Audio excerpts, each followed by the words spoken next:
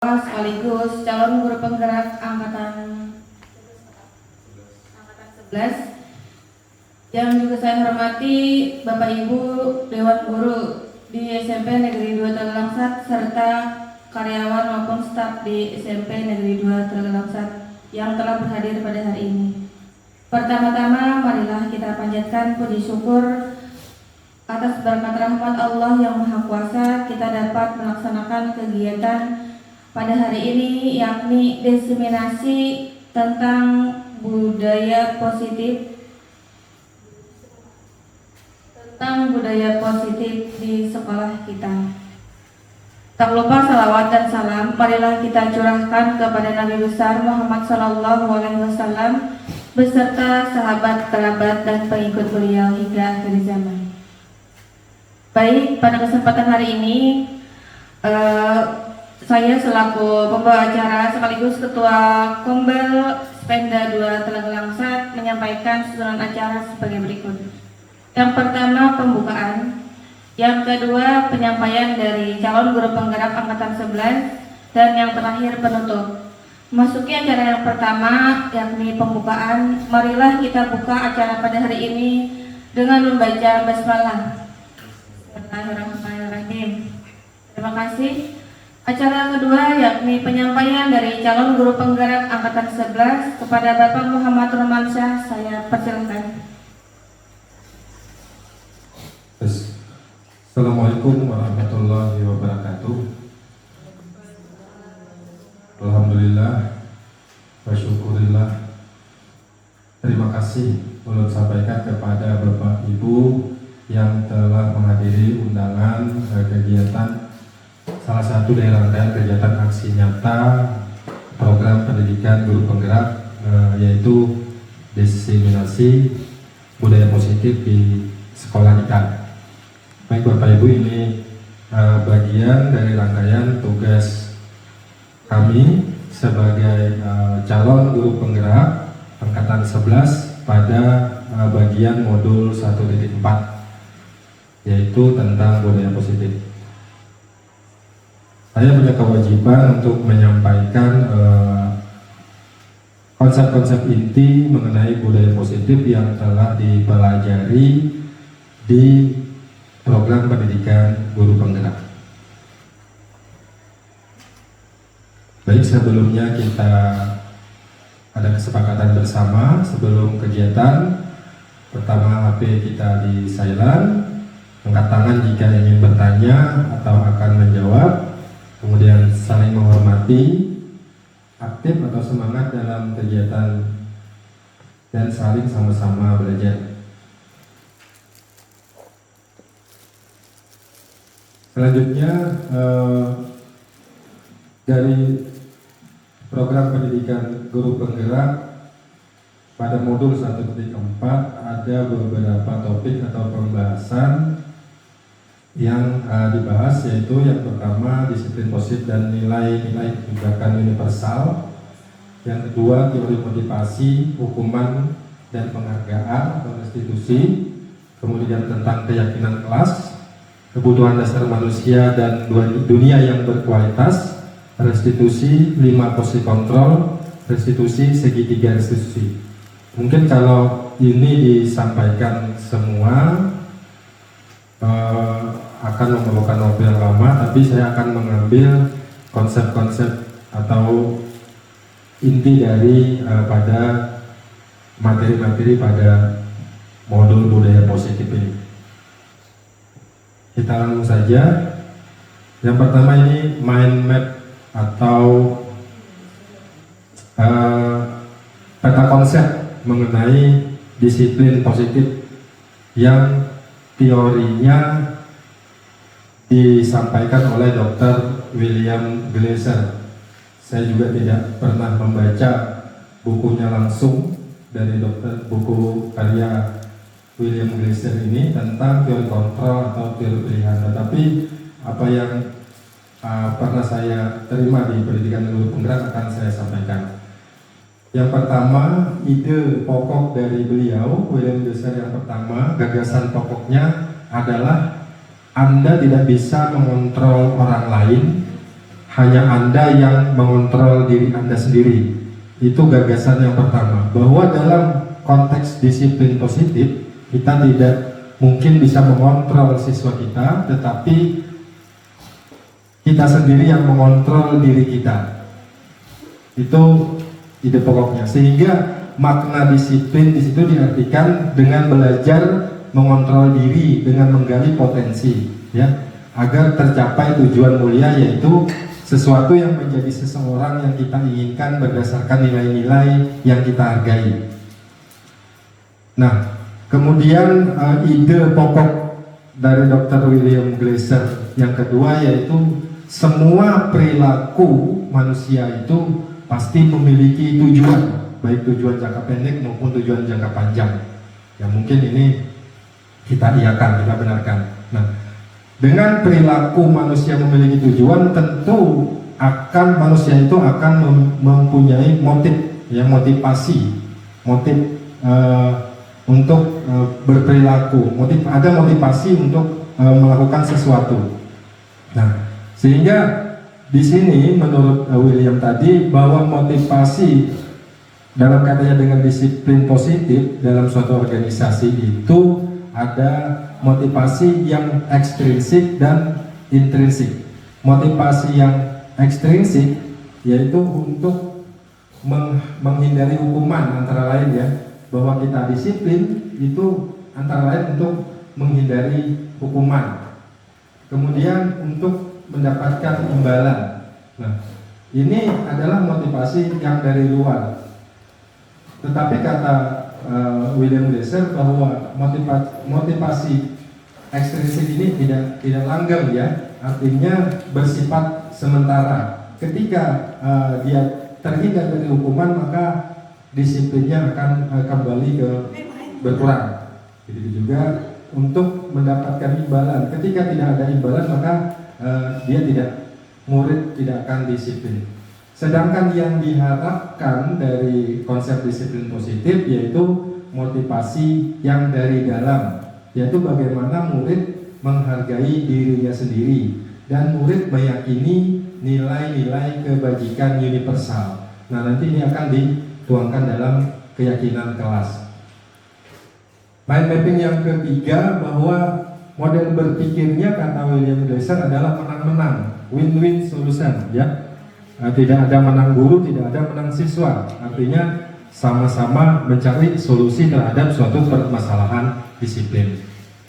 Kemudian berkolaborasi dan konsensus menciptakan pilihan-pilihan baru. Jadi kita diharapkan berkolaborasi, kemudian mencari solusi atau pilihan-pilihan baru. Nah, dari sini akan muncul suatu teori posisi kontrol, di mana dalam konteks disiplin positif kita memiliki 5 posisi kontrol. Kita selalu berada pada 5 posisi kontrol.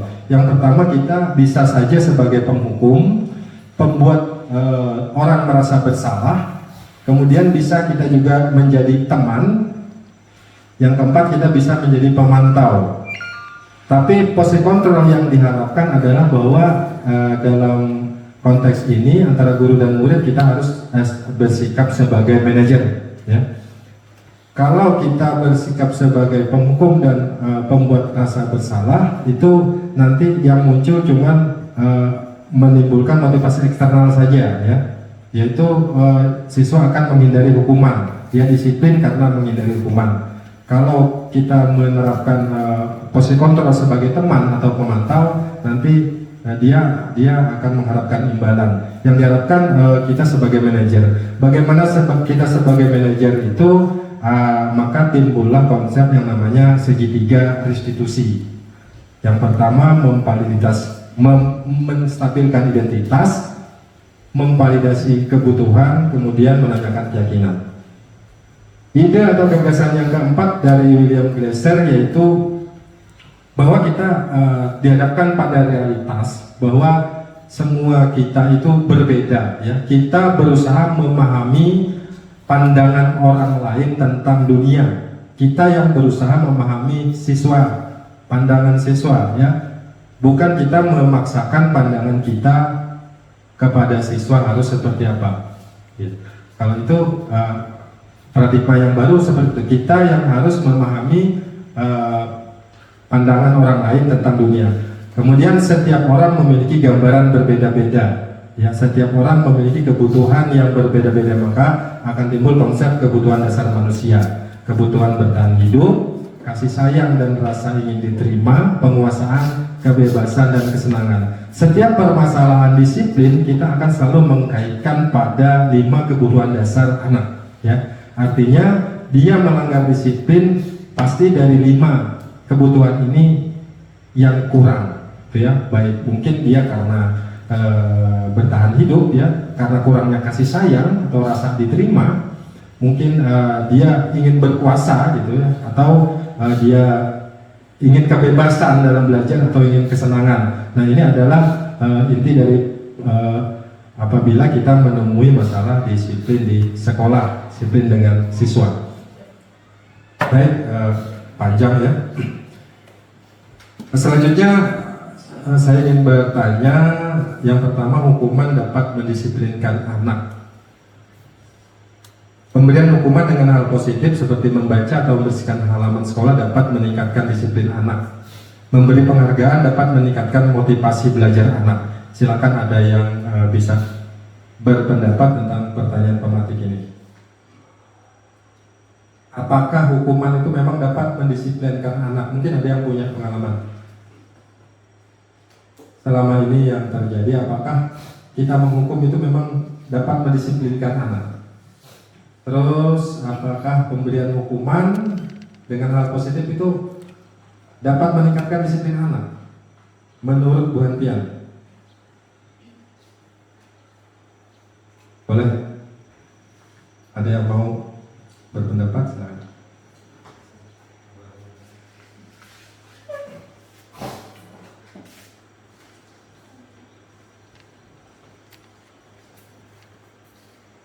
Assalamualaikum warahmatullahi wabarakatuh. Terima kasih. Untuk pertanyaan pertama, hukuman dapat mendisiplinkan anak. Ini pengalaman saya sebagai guru selama 20 tahun telah 50-50 lah Pak, 50-50 tergantung karakter anak. Ada yang memang mereka itu mendapatkan hukuman hanya sekali, ya. Jadi dia setelah mendapatkan itu, alhamdulillah dari belakangnya gak pernah lagi. Ada yang seperti itu. Ada juga yang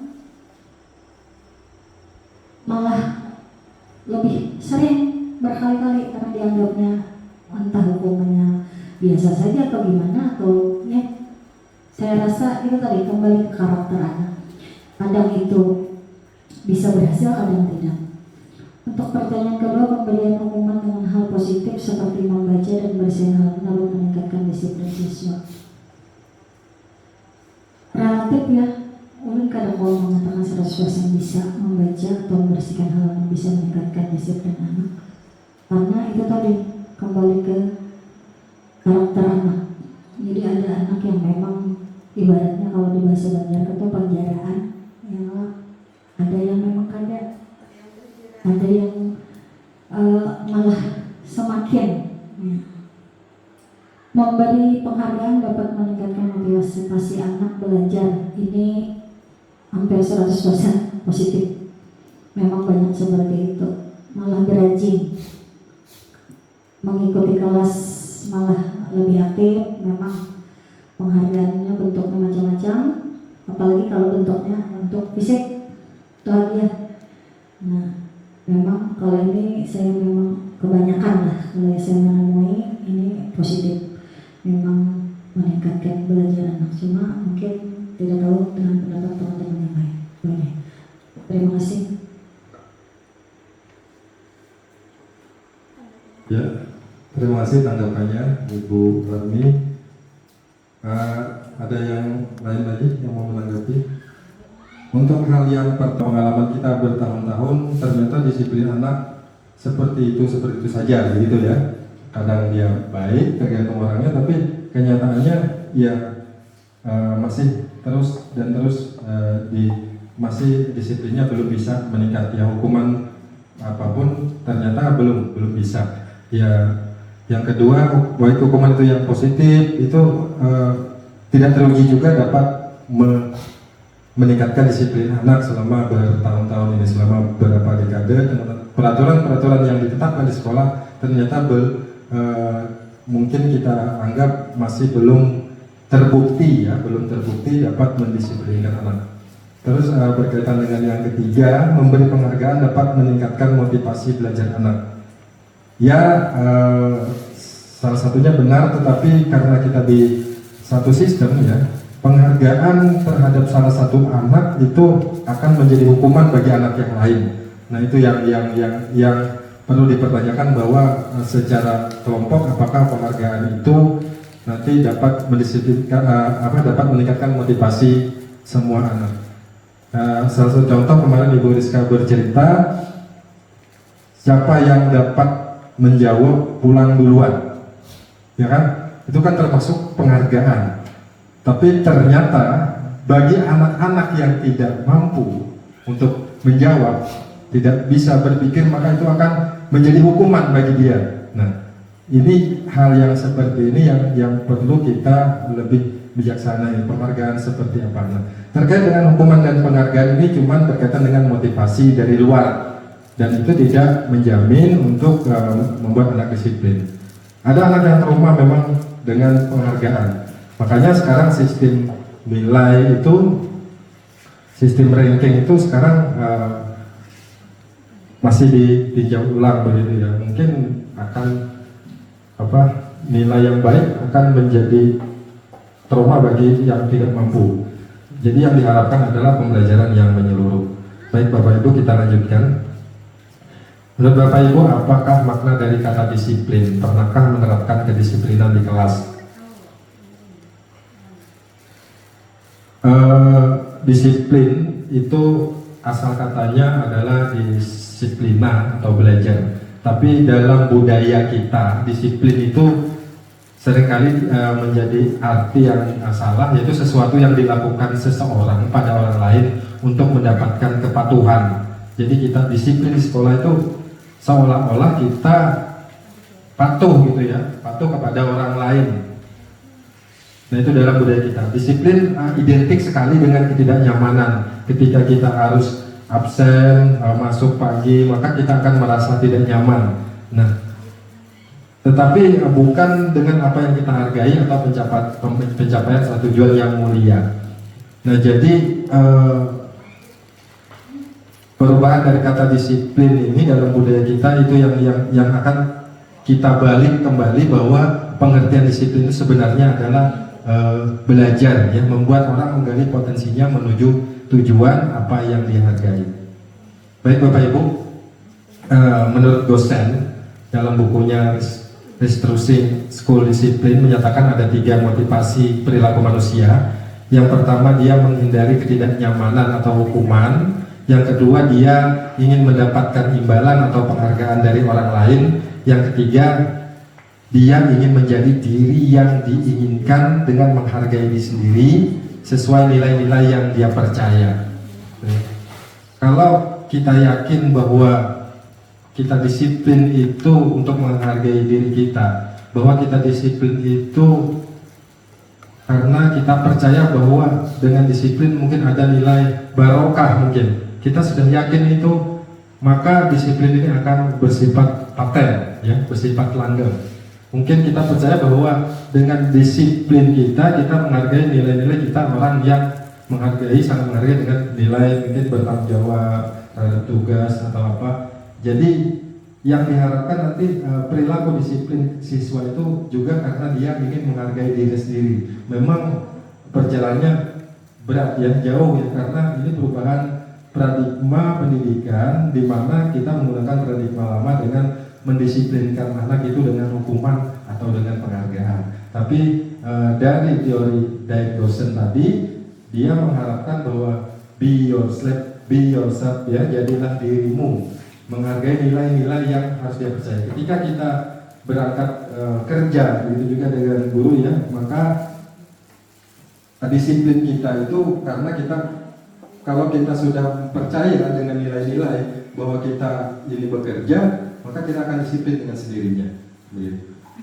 Tapi kalau takut karena kita absen, gitu, absen atau karena kurangnya dari kinerja uang kita, maka disiplinnya akhirnya karena motivasi ekstrinsik. Gitu ya. Tapi yang diharapkan menjadi disiplin itu karena kita percaya akan nilai-nilai kebajikan universal dari kata disiplin itu.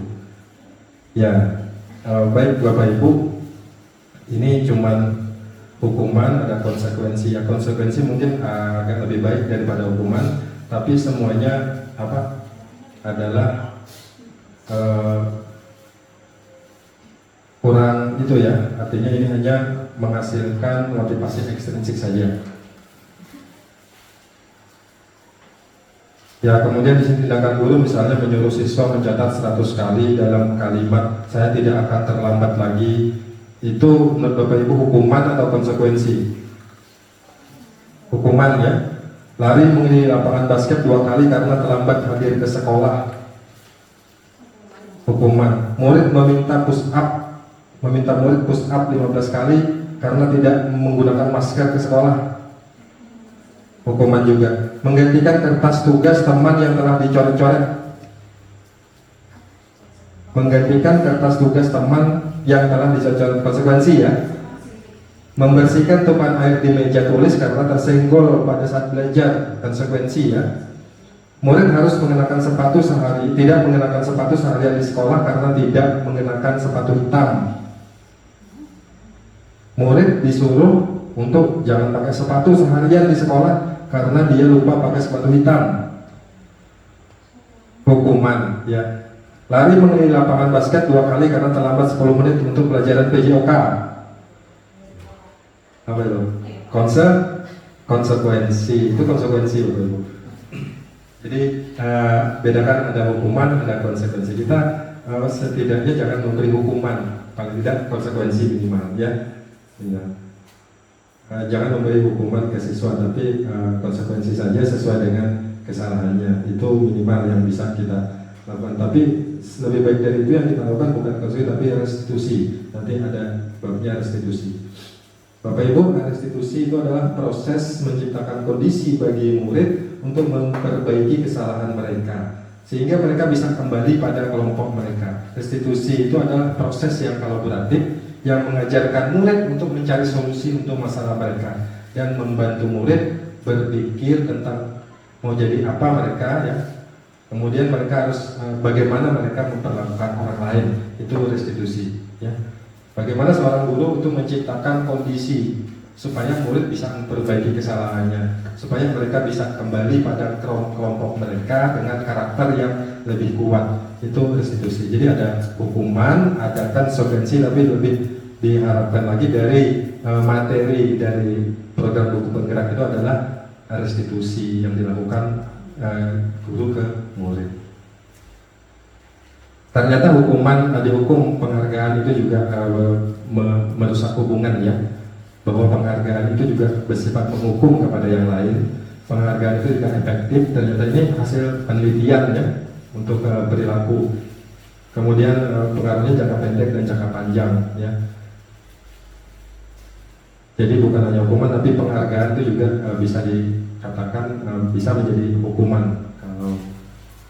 Kemudian tahukah Bapak Ibu bahwa murid melanggar peraturan atau keyakinan kelas itu karena ada kebutuhan dasar manusia yang tidak dipenuhinya. Tadi sudah disampaikan di mind mappingnya bahwa pastilah bila murid melanggar itu ada salah satu dari 5 kebutuhan dasar dia yang tidak terpenuhi ya. Karena seluruh tindakan manusia itu pasti memiliki tujuan dan semua yang kita lakukan adalah usaha terbaik kita untuk mendapatkan apa yang kita inginkan. Ketika kita mendapatkan apa yang kita inginkan, sebetulnya saat itu kita sedang memenuhi satu atau lebih dari satu kebutuhan dasar kita. Bila anak melanggar disiplin atau siswa, kita langsung mencari kira-kira kebutuhan apa yang si anak tidak penuhi, salahnya di mana. Nah, itu ada dalam langkah-langkah restitusi. Nah, jadi di di modul itu juga dijelaskan bahwa identitas gagal itu kontrolnya dari luar, menghukum dan membuat rasa bersalah. Maka yang dihasilkan adalah identitas gagal. Contohnya, kalau menghukum, guru menghakimi, menunjuk-nunjuk, menyakiti, menyindir, dan sebagainya. Itu menghukum, perbuatan guru ya. Kalau membuat rasa bersalah, ya guru berceramah mengatakan seharusnya kamu begini, itu membuat siswa merasa bersalah. Nanti ini yang akan dihasilkan adalah identitas gagal. Kalau kita sering melaksanakan ini, kontrol yang dari luar ini, maka misalnya perkataan guru, kalau kamu tidak melakukan ini, awas ya, rasakan ya, dan lain sebagainya. Nah itu dalam konsep kurikulum saat ini tidak diperkenankan lagi, karena itu sifatnya menghukum. Maka hasilnya siswa akan memberontak, menyalahkan orang lain, dan berbohong. Itu yang dihasilkan. Nah begitu juga bila kamu seharusnya kamu tahu kalau ini begini gitu ya, ibu stres, nah, itu membuat anak itu merasa bersalah. Itu juga jangan lagi dilakukan di konsep dari kurikulum merdeka ya. Dia akan menyembunyikan atau menyangkal, dia juga berbohong, itu hasilnya. Maka murid bisa berkata, biar saja, nanti juga marah-marah lagi, gitu ya kalau dihukum tadi. Kemudian dampaknya ya mengulangi lagi kesalahan yang sama seperti itu. Kalau dia sering dihukum, dia akan kecenderungan untuk memberontak dan mengulangi kesalahannya. Kemudian kalau dibikin dia membuat rasa bersalah, maka dia merasa rendah diri. Nah kemudian kita juga sebagai posisi kontrol, kita bisa juga mengontrol dari luar dengan identitas berhasil, antara lain sebagai teman dan pemantau. Bila kita sebagai teman ya, bagaimana kita ke siswa itu seperti teman begitu. Kadang-kadang kita bisa memposisikan diri seperti itu. Juga kita bisa memposisikan diri sebagai pemantau ya. Artinya kita memantau siswa kita. Kalau sebagai teman ya seperti curhat-curhatan, seperti Bu Rizka, Bapak sering melihat, dan ibu-ibu guru yang lain mungkin sering memperlakukan murid sebagai kawan, sebagai teman. Tapi itu juga punya kelemahan Bapak Ibu ya. Dia akan bergantung kepada kita ya, kalau kita memposisikan diri sering sekali sebagai teman. Yang diharapkan adalah kita memposisikan diri sebagai manajer ya. Kita harus menguatkan pribadinya, murid ya bagaimana caranya saya bisa memperbaiki keadaan tentang disiplin. Baik Bapak Ibu, nah ini segitiga restitusi apa yang kita lakukan kalau kita mau menjadi sebagai manajer kepada siswa-siswa kita untuk menerapkan disiplin positif atau budaya positif di sekolah. Yang pertama kita stabilkan dulu identitas anak, misalnya ada anak terlambat atau ada anak bersalah, itu ya kita harus menenangkan dulu anak, kemudian kita berbicara, artinya berdialog secara khusus, kemudian mungkin guru bisa berkata seperti ini, Bapak juga dulu juga pernah terlambat ya, kita seharusnya bisa menyelesaikan ini. Pokoknya kata-kata di mana terjadi keakraban ya, dari keakraban bahwa itu tidak siswa itu jangan dibuat merasa bersalah dulu ya.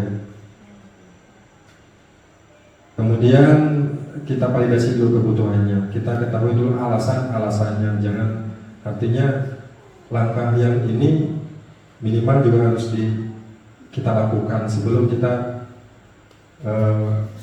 ya jangan kalau menghukum ya, tapi ini kamu pasti punya alasan kenapa terlambat misalnya. Apakah ada yang penting bagi kamu sehingga kamu tidak inilah yang saya dapat cuma kata-kata seperti ini. Padahal seharusnya di modul itu lebih dijelaskan lagi bagaimana proses-proses validasi kebutuhan, atau diberikan contoh-contoh lagi yang konkretnya, yang bukan settingan. Biasanya di video-videonya di modul itu settingan begitu ya. Yang alamiah begitu, ini loh proses restitusi yang sebenarnya. Mungkin itu yang belum saya bisa dapat, yang belum saya bisa ketahui dari pendidikan ini.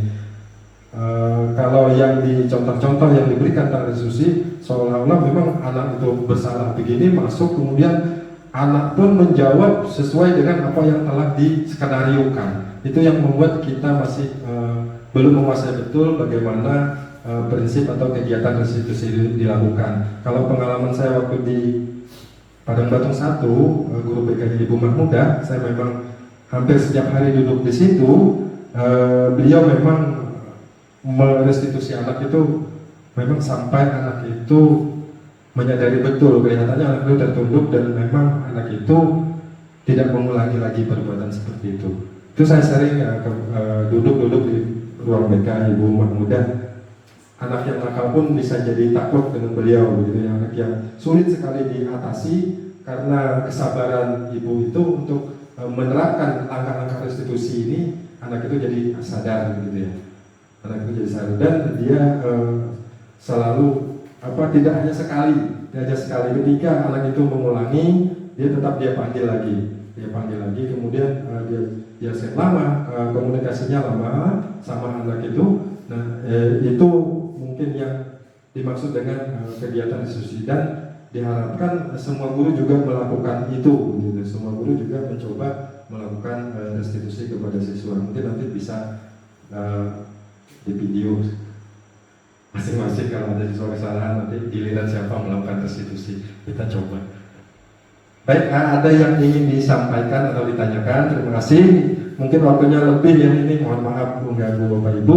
Silakan ada yang ingin mungkin ada pengalaman-pengalaman yang ingin disampaikan tentang materi budaya positif di sekolah. Terima kasih. Izin Pak ingin bertanya mengenai kesepakatan kelas dan konsekuensi. Apakah di kelas-kelas itu boleh ditulis di karton atau di spanduk mengenai kesepakatan kelas, lalu di sampingnya itu ada tulisan konsekuensinya? Tetapi konsekuensi itu berdasarkan kesepakatan kelas bersama murid, apakah itu boleh? Karena tujuan saya ingin menulis konsekuensinya itu ingin menghemat waktu saat pembelajaran di kelas, Pak. Kalau kita memvalidasi siswa terlalu lama di kelas, maka pembelajaran itu tidak akan jalan. Kalau kesepakatan kelasnya didampingi dengan konsekuensi yang sudah tertulis, maka siswa lebih cepat menyadari kesalahan dan menyampaikan konsekuensinya dari dirinya sendiri. Apakah itu boleh? Terima kasih. Baik Bapak Ibu, untuk mengenai pembuatan keyakinan kelas mungkin nanti akan kita diskusikan di lain waktu. Dia ada memang tabel T dan tabel Y, ya, perbuatan yang tampak dan tidak tampak. Nanti arahnya adalah kepada keyakinan kelas. Mungkin akan sangat panjang prosesnya. Keyakinan kelas itu nanti dibentuk dari peraturan-peraturan kelas yang didiskusikan bersama siswa, kemudian dia nanti akan membuat peraturan itu menjadi kalimat-kalimat positif. Nanti setelah itu akan disarikan menjadi nilai-nilai kebajikan universal. Nanti yang arahnya yang dibuat adalah keyakinan kelas. Keyakinan kelas, jadi ada, ya tidak usah terlalu banyak, 3 atau 4 keyakinan kelas, nanti arahnya itu. Nah, untuk yang seperti yang Ibu tanyakan, apakah boleh dibuat konsekuensi, itu untuk pembentukan keyakinan kelas itu memerlukan proses dan tidak ada di situ ditulis, karena itu adalah dia kalau sudah dia memahami tampak dan tidak tampak, itu nanti dia akan memahami keyakinan kelas itu dan dia akan berjanji siswa itu bahwa dia memang tidak mengulangi melanggar nilai-nilai keyakinan yang sudah diyakini di kelas gitu. Tidak ada petunjuk untuk menuliskan konsekuensi, Bu. Jadi itu nanti arahnya masih ke peraturan gitu. Kalau ada konsekuensi masih ke peraturan. Mungkin itu jawaban sementara. Tapi nanti di aksi nyata ulun selanjutnya nanti mungkin salah satu wali kelas saja kita coba mempraktekkan bagaimana membuat keyakinan kelas dan seperti apa sebaiknya dilakukan langkah-langkahnya sesuai dengan prosedur pembuatan keyakinan kelas itu. Terima kasih. Ada lagi, silakan.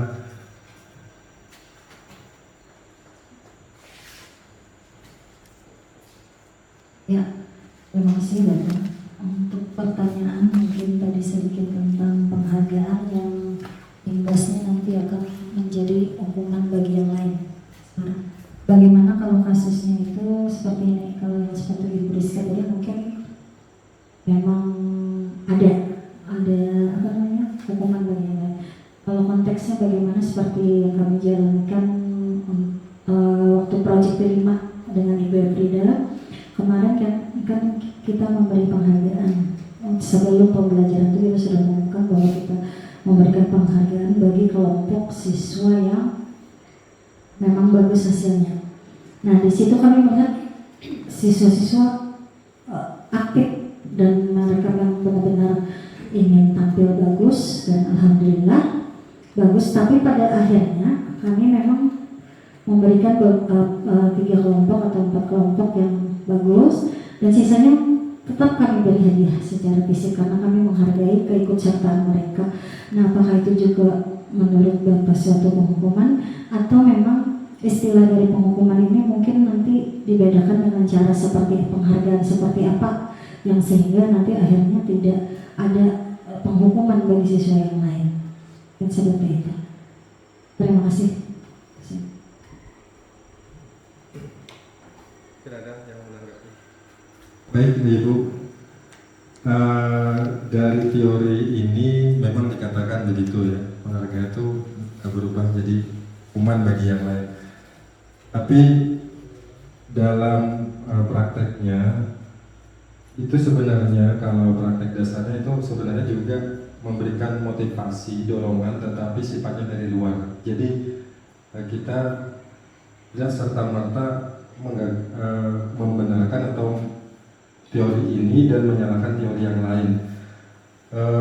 Dalam konsep hukuman dan dan penghargaan yang kesimpulan dari ulun pribadi yang jelas kita harusnya sangat hati-hati sekali menerapkan hukuman atau memberi penghargaan. Itu saja mungkin untuk sementara yang bisa ulun sepengetahuan saya mungkin sama cuma di situ gitu ya. Jadi tetap saja hukuman dan penghargaan itu juga bisa menimbulkan motivasi tapi dari luar. Tetapi yang perlu diperhatikan bahwa jangan sampai itu merusak dari disiplin itu sendiri. Jadi itu saja mungkin. Terima kasih. Ada lagi? Cukuplah. Senyum-senyum Ibu Frida, silakan. Ada yang mau disampaikan? Bu Rizka, silakan. Terima kasih. Mungkin ulun cuma hendak menanggapi masalah yang teori guru menjadi teman itu masih memiliki kekurangan. Harusnya guru menjadi manajer. Nah mungkin ulun harus belajar lagi bagaimana guru menjadi manajer karena setahu ulun di teori yang lain usia anak tuh memiliki ranknya masing-masing. Contohnya misal dari usia 2 tahun sampai 6 tahun itu pendekatan yang harus dilakukan itu adalah anak mendengarkan apa kata mama dan ayahnya. Terus dari usia 7 tahun sampai 12 tahun itu anak mendengarkan apa kata gurunya. Terus dari usia 12 tahun sampai 18 tahun itu anak mendengarkan apa kata temannya. Nah jadi di saat kita jadi guru SMP itu berarti kita ada di rank anak yang mendengarkan apa kata temannya. Nah jadi ulun memakai itu untuk mendekati anak. Jadi ulun tidak bisa menjadi guru karena anak tidak akan terbuka saat ulun menjadi guru. Nah nanti saat di atas usia 18 tahun ke atas itu nanti anak akan percaya kepada apa kata diriku sendiri. Nah jadi mungkin itu aja kenapa jadi ulun memakai guru sebagai teman karena ulun akan lebih mudah mendekati, memberikan nasihat-nasihat, mendengarkan daripada ulun berperan sebagai guru. Ya udah mungkin itu aja Pak. Terima kasih. Terima kasih. Mungkin menanggapi sedikit dari Ibu Rizka, kalau menurut saya memang kita harus meletakkan dua hal untuk dua tempat atau posisi yang berbeda dalam kondisi yang berbeda. Saya rasa untuk sebagai teman dalam kondisi seperti apa kepada siswa, kemudian sebagai manajer dalam kondisi apa. Nah, sehingga nanti kalau kita selalu menempatkan diri sebagai teman terhadap siswa, nanti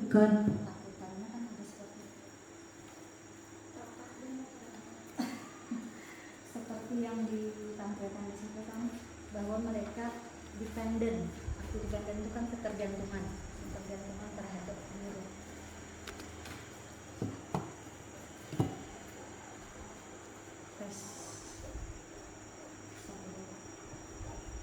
Ya mungkin seperti itu ya. Jadi mungkin disitulah mungkin guru nanti menempatkan posisi dirinya sebagai apa, kalau sebagai teman pada situasi yang seperti apa, dan sebagai manajer pada situasi seperti apa, sehingga anak itu bisa membedakan, oh pada saat ini saya bisa menjadi teman dengan ini, pada saat di sini atau di dalam kelas saya harus respect dia sebagai manajer. Saya rasa seperti itu, dan semuanya kita, saya rasa di sini menempatkan diri pada situasi yang memang seperti itu. Karena kalau kita selalu menjadi teman di dalam kelas, kita tidak dapat respect dari dia. Itu saja yang ditakutkan sebenarnya pada seperti itu. Terima kasih. Hari ini dan nanti selanjutnya kita kegiatannya nanti salah satu akan membuat keyakinan kelas. Tapi pada hari berikutnya nanti kita akan juga mengundang orang tua para murid tentang diseminasi. Terima kasih atas waktu dan kesempatannya. Ini sudah 43 menit melebihi waktunya. Mohon maaf bila ada kekurangan. Assalamualaikum warahmatullahi wabarakatuh. Waalaikumsalam warahmatullahi wabarakatuh. Terima kasih Bapak Ibu yang telah berhadir pada acara diseminasi budaya positif di sekolah kita. Memasuki acara ketiga yang penutup. Untuk menutup acara pada hari ini, marilah kita sama-sama mengucapkan hamdalah. Alhamdulillah.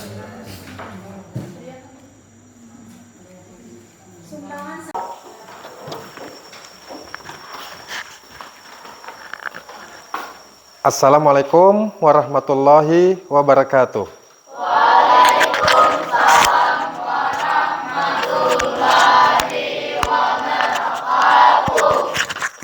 Anak-anak, bagaimana kabar kalian hari ini? Baik. Alhamdulillah baik. Hari ini Bapak ada kegiatan, nanti akan dipandu oleh Ibu Wali kelas kalian. Baik, sebelum kita memulai kegiatan kita, yaitu membuat atau membentuk suatu keyakinan kelas, Bapak mau bertanya dulu kepada kalian. Di sini ada yang mandi 2 kali sehari. Silakan angkat tangan.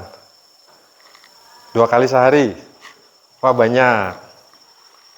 Banyak mandinya 2 kali sehari. Nah, apakah ada yang 1 kali? Mandinya 1 kali sehari siapa? Oh iya, rata-rata 2 kali sehari. Coba Bapak tanya si Hikmah. Mandinya tadi Hikmah 2 kali ya sehari. Apakah di rumahmu ada peraturan mandi harus 2 kali sehari? Tidak? Tidak ada. Semuanya di rumah kalian apakah ada peraturan mandi harus 2 kali sehari? Tidak ada. Bagus. Tergantung. Tapi tidak ada tulisan ya, mandi 2 kali sehari. Nah, coba Bapak tanya tadi, yang mandi 2 kali sehari, siapa yang bilang? Sakib. Nah, Sakib. Kenapa kamu mandi 2 kali sehari? Ya, jawab. Mengapa Sakib mandi 2 kali sehari?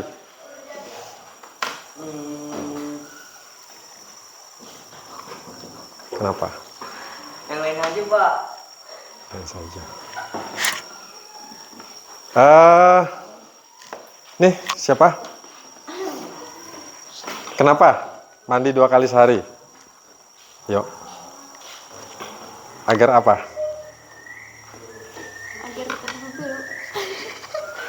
Dijawab saja. Siapa yang bisa menjawab kenapa kalian mandi 2 kali sehari? Siapa? Jawab. Ya. Supaya bersih. Ya, supaya lebih bersih. Betul. Kalian yakin mandi dengan mandi 2 kali supaya tubuh kita bersih? Yakin. Ya. Mungkin kalau 3 kali sehari mungkin lebih bersih lagi ya. Ya, tapi 2 kali supaya tubuh kita bersih. Artinya ada nilai positif di situ, kita menjaga kebersihan diri kita. Walaupun tidak ada peraturannya, tetapi kita tetap mandinya dua kali. Itu tetap terus kita lakukan, gitu ya. Nah, hari ini kita sudah punya banyak peraturan di kelas, tetapi banyak yang dilanggar karena kita tidak yakin bahwa itu akan memberikan nilai positif pada diri kita. Seperti halnya tadi kita mandi 2 kali, kita yakin akan memberikan nilai positif bahwa itu menjaga kebersihan kita, maka tidak perlu lagi ada peraturan di rumah kita bahwa kita harus mandi 2 kali. Tidak perlu ditulis peraturan seperti itu. Tapi karena ada nilai positif bahwa kita yakin badan kita tidak enak kalau tidak mandi, badan kita bersih kalau mandi 2 kali sehari, maka tidak perlu lagi ada peraturan. Nah, sekarang kita membuat keyakinan kelas yang akan dipandu oleh ibu wali kelas kalian. Jadi, walaupun nanti tidak ada peraturan, tetapi sudah kita sepakati, kita yakini bahwa itu adalah memberikan nilai positif di kelas, maka cukup dengan keyakinan itu kita akan melaksanakan kesepakatan dan peraturan-peraturan kelas. Silakan Ibu.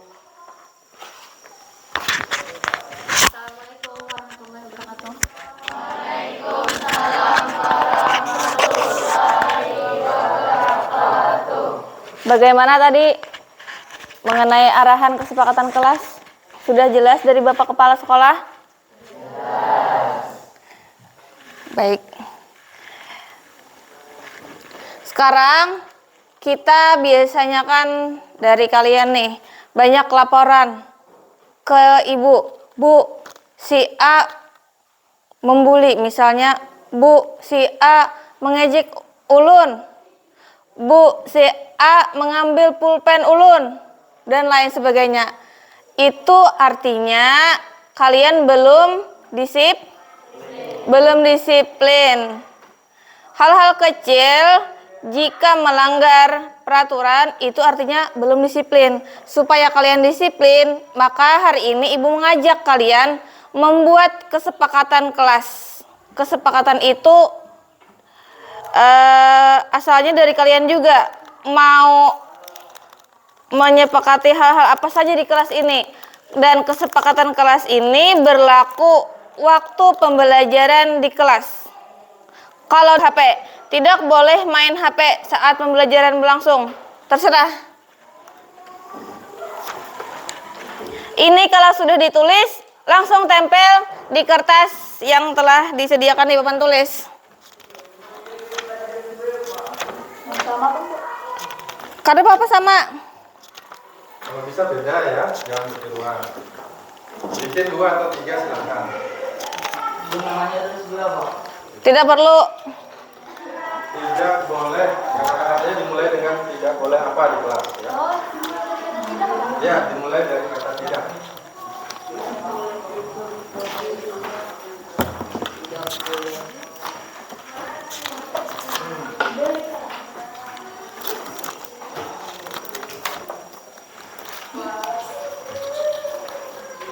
Ya silakan dimulai dengan kata tidak boleh. Silakan bikin 2 atau 3 peraturan tidak boleh. Baik, terima kasih atas pendapat kalian mengenai kesepakatan kelas. Sekarang kita baca satu persatu. Yang pertama, tidak boleh membuang sampah sembarangan. Tidak boleh telat masuk kelas. Tidak boleh bullying. Tidak boleh makan di kelas. Tidak boleh membuang sampah sembarangan. Sama. Tidak boleh bercanda saat jam pelajaran. Tidak boleh memakai sepatu masuk kelas. Tidak boleh buang sampah sembarangan. Sama, 3 sudah. Tidak boleh membuang sampah sembarangan. Yang sama dicabut, oke. Tidak boleh mengejek teman. Tidak boleh terlambat masuk kelas. Sama, tidak boleh terlambat masuk kelas. Tidak boleh ribut di kelas saat pelajaran dimulai. Sama, tidak boleh bercanda. Sekarang ibu tulis yang sama-samanya. Kesepakatan kelas yang paling banyak. Tadi tidak boleh membuang sampah.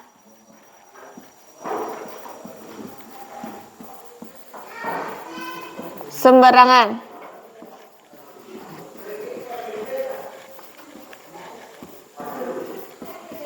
Nomor 2, tidak boleh terlambat.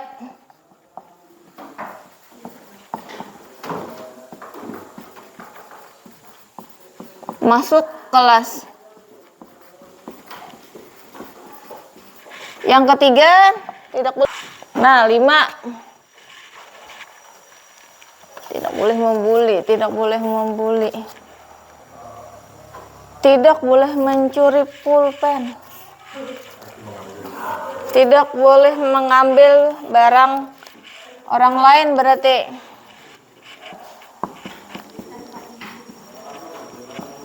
Tidak boleh mengambil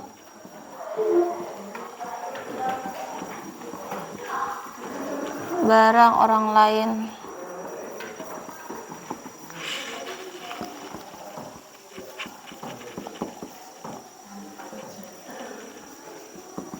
Nah, kira-kira apa lagi nih kesepakatan yang kalian inginkan? Tadi kan kita sepakat kalian menulis juga, ibu menulis juga. Nah, dari ibu. Tapi apakah Bu Hanpian sepakat kalau dari ibu tidak boleh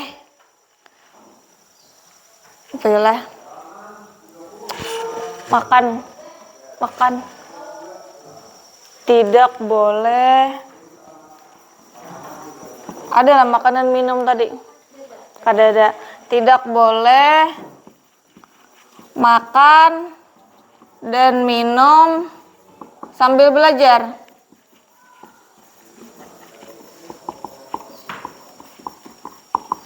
Nah, kalau dari ibu ini apakah Bu Hanpian sepakat? Jadi selesaikan dulu belajar, baru boleh makan dan minum. Bikinkan kalimat positif yang nomor 2 kira-kira apa? Tidak boleh terlambat masuk kelas. Tidak ada lagi kata jangan dan tidak di depannya.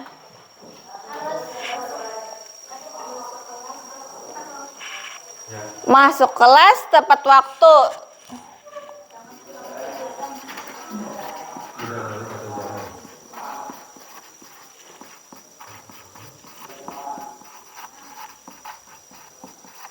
Nomor 3 lagi, ayo kita buat kalimat positifnya.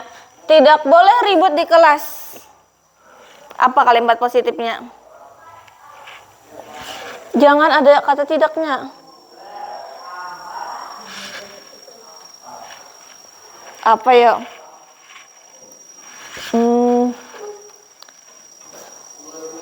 Ibu bingung juga nah dulu. Ribut lah. Jangan ganggu boleh nggak? Jangan dihilangkan juga.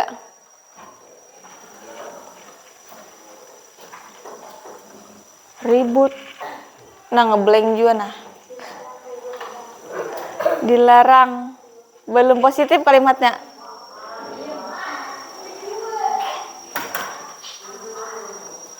Apa masih silent please?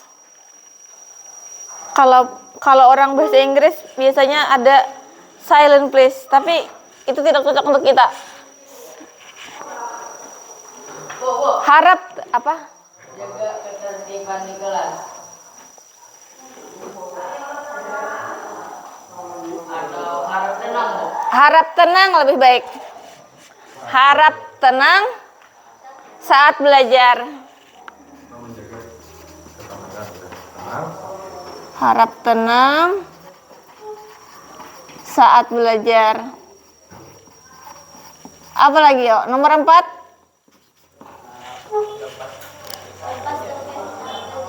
Lepas topi saat belajar. Belum baik kalimatnya, ayo kita buat yang lebih positif. Melepas topi saat belajar. Melepas topi saat belajar. Yakin kalian bisa menghargai. Orang yang menghargai itu orang seperti apa? Orang yang sabar. Orang yang menyimak penjelasan guru. Yang dikategorikan menghargai tadi seperti apa? Kalau kalian belum tahu, bagaimana kalian yakin bisa terlaksana? Apa Yodi? Saling menghargai teman. Orang yang kadang menghargai teman tuh artinya kayak apa? Nah, orang yang menyembati kawan itu artinya inya kadang menghargai. Mulai hari ini kita sepakatlah dengan peraturan ini. Seandainya nih nilai ini yang ibu tulis di kelas, apakah kalian yakin dan sudah tahu persis harus berperilaku seperti apa saja? Bisa ibu hapus nih. Sudah tahu dan yakin? Kaina kita ulah spanduk atau karton ini 5 macam ini. Kesepakatan kelasnya bisa ditempel di sini. Kalau berbentuk tulisan, kalau spanduk kita tempel di situ. Ayo Bapak. Nah, untuk sementara kita tulis nilainya 5 macam. Disiplin yang pertama.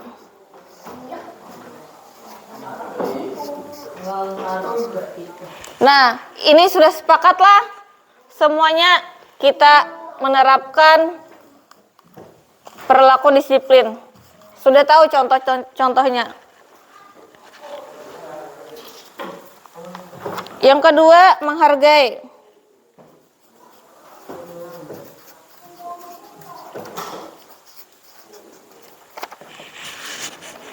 Yang ketiga apa? Menghormati. Nah, kada berikit.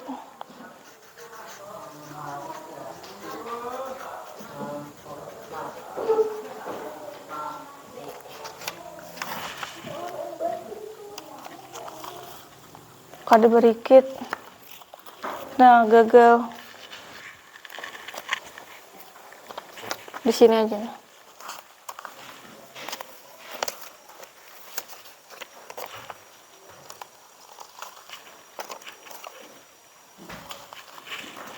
Nomor 3, rajin dan tekun.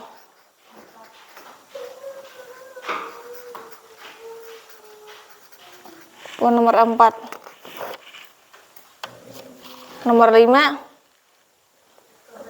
kebersihan.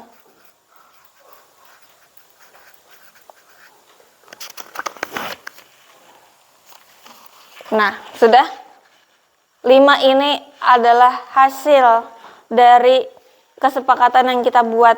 Kita harus yakin bersama siswa kelas 8 ini nanti mempunyai karakter disiplin, menghargai, menghormati, rajin, tekun, kelas 8, dan bersih. Ibu harap kalian bisa melaksanakannya mulai hari ini sampai seterusnya di kelas 3. Ibu akhiri, Assalamualaikum warahmatullahi wabarakatuh. Waalaikumsalam warahmatullahi wabarakatuh.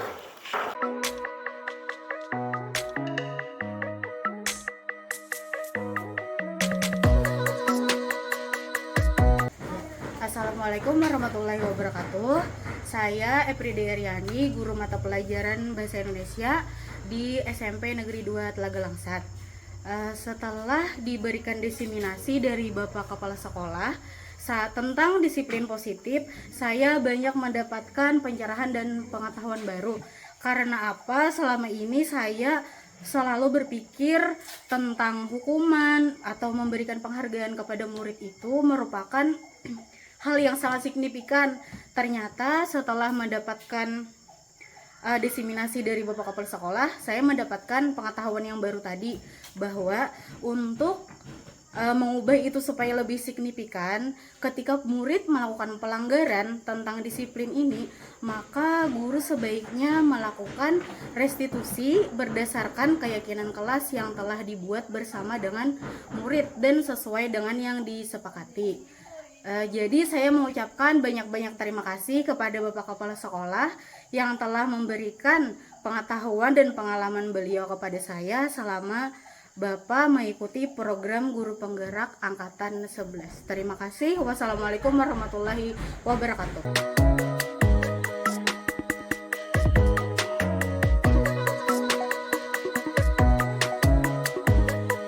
Perkenalkan, saya Nur Hikmah dari kelas 8. Terima kasih kepada Ibu Wali kelas dan Bapak Kepala Sekolah yang telah membimbing kami membuat kesepakatan kelas menjadi keyakinan kelas yang harus dijalankan di kelas 8. Keyakinan kelas kami yaitu disiplin, menghargai, menghormati, bertanggung jawab, dan kebersihan. Semoga kami dapat menjalankan keyakinan.